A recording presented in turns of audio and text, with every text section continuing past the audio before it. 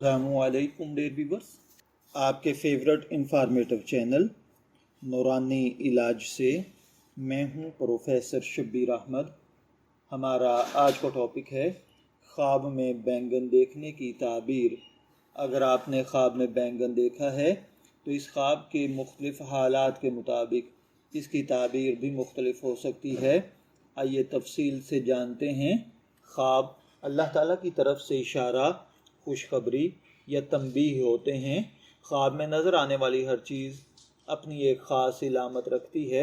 बैंगन भी ऐसी ही एक सब्ज़ी है जिसे ख्वाब में देखने की मुतअद्दद ताबीरात बयान की जाती हैं। अगर कोई शख्स ख्वाब में ताज़ा, साफ़ सुथरे और ख़ूबसूरत बैंगन देखे तो ये आम तौर पर रिज़्क, फ़ायदे और खुशी की इलामत समझी जाती है।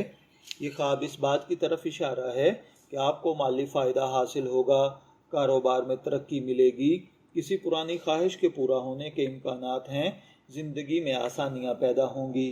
ख्वाब में अगर आपने बैंगन खाते हुए ख़ुद को देखा है तो इसकी ताबीर आपकी कैफियत के मुताबिक होगी।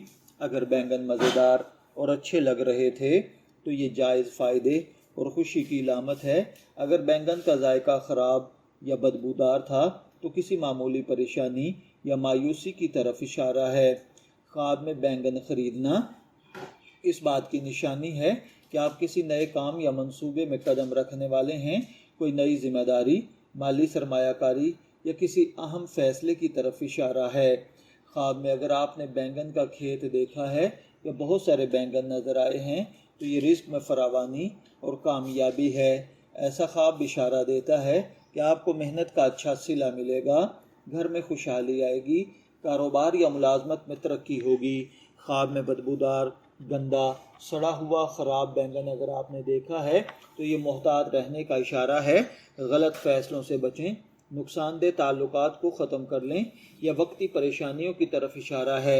ऐसी सिचुएशन में अपने मामलात में एहतियात और दुआओं का एहतमाम करना बेहतर होता है।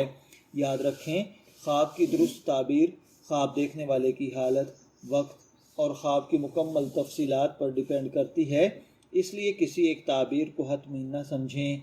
डियर व्यूअर्स, अगर आपने भी ख्वाब में बैंगन देखा है तो कमेंट्स में अपना ख्वाब ज़रूर लिखें ताकि उसके बारे में मज़ीद गुफ्तगू की जा सके। ये वीडियो अगर आपको पसंद आई है तो लाइक करें, शेयर करें और सब्सक्राइब करना मत भूलिएगा और बेल आइकॉन ज़रूर दबाएं ताकि हमारी आने वाली वीडियोज़ आप तक पहुंचती रहें।